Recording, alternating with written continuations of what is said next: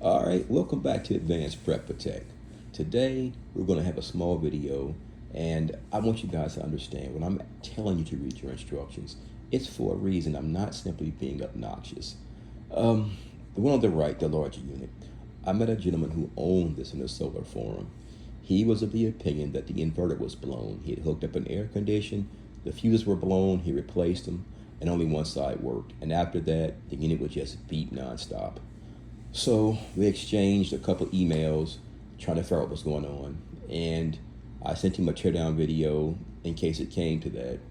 And he decided that, hey, look, I'm done with it. I just want to get rid of it. He threw a number out of 600 bucks. So I told him, let me check on some shipping, of course. And I did try to emphasize that I think it would be a better idea if he held on to it, simply because I know how much this thing costs.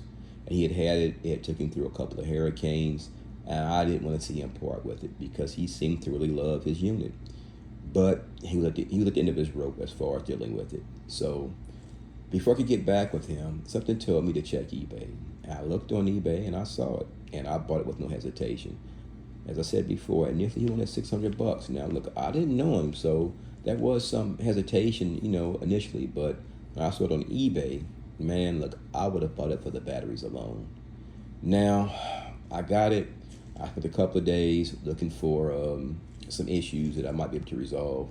I downloaded the instruction manual, and I just took some time reading it, and come to find out that with these units, basically, if you let it sit too long, and all generators do this, they discharge over a period of time, and it had got down so low to where when you turned it on, the AC side draws a lesser amount of wattage because it's not using the AC inverter.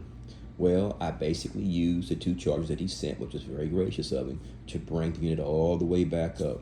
And once I charged each battery individually, reconnected it, and charged it up, there was no issues. Now, this is no shade to the gentleman who sold me this.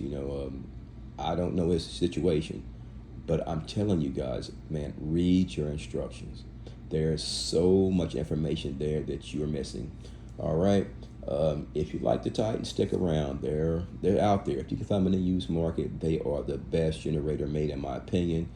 I'll be doing some more material with the Titan. If you want to stick around with me and check that out, please do. I own these two, and I also own two more. I own the 240 SP, as well as the one I showed you guys that I kind of cobbled some batteries together for. Either way, look, be kind to one another. Why? Because it matters. Take care of yourselves, and I'll see you guys on the next one.